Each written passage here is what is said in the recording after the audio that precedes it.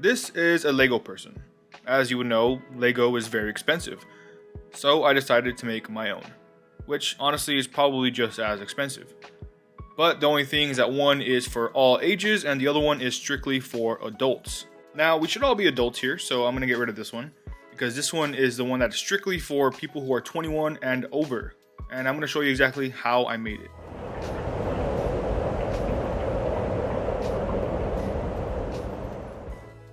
One of the most popular childhood toys is without a doubt Legos. I mean, what kid doesn't like Legos, right? I mean, even adults love Legos. Those things are so mad expensive because they all know that it doesn't matter what age you are, you're probably still going to want to buy it. And for today's project, we're actually going to be making our own very Lego. Yep, you heard me right. But the only thing with this one is that it's 21 and over.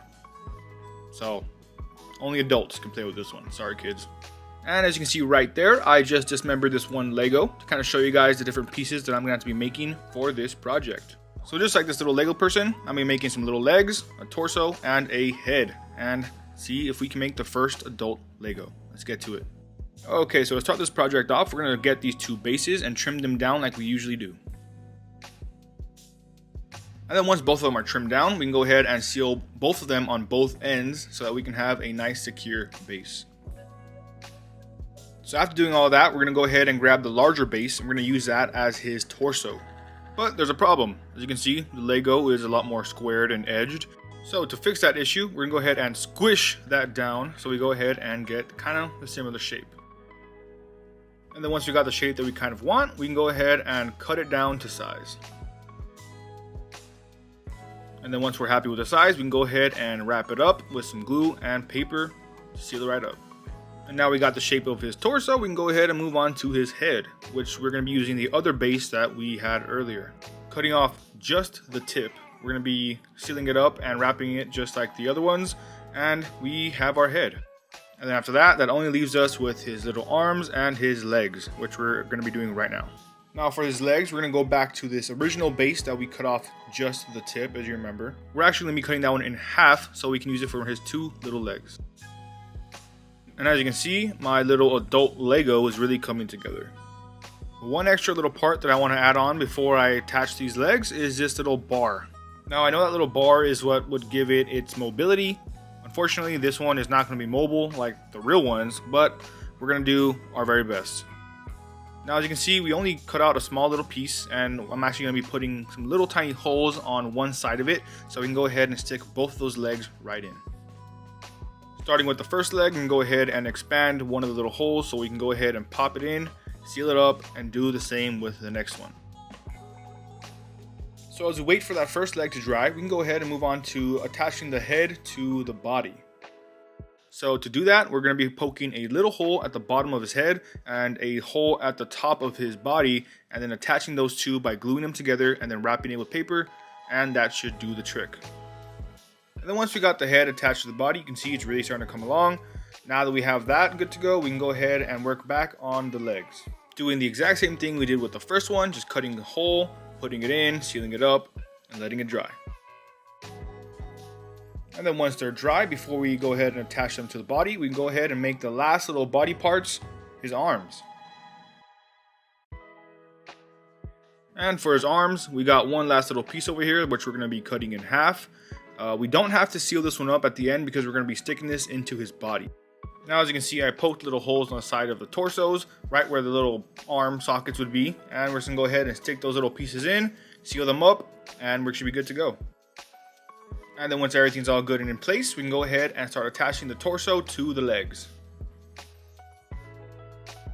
So to do that, we're going to go ahead and cut a line across the bottom of his torso and the top of his legs. That is just to make sure that we have the perfect amount of airflow going from the bottom of his legs to his torso. And to make sure that these are going to stick together, we're going to go ahead and glue them together with some glue guard and then seal them up with some extra strips of paper. And then in my opinion, one of the most important features of the Lego is his clamp-like hands. So we're going to go ahead and put those on right now. And for that, we're going to use these two little pieces, which we're going to wrap around this skewer to give that C-like shape that the Legos have. And then once we're done molding it to the shape that we want, all we gotta do is glue it to the arm, seal it up, and then we're good to go. And then once we got both of his hands securely put in place, you can see it's really starting to come together, looking like an actual Lego. But before moving on to the last step, which is color, we actually want to put on these tiny little feet that he has, because you can see his feet are kind of just little stumps. So we're just going to use this last little piece, cut it in half, and then shove them right in the bottom of his legs and call them his feet.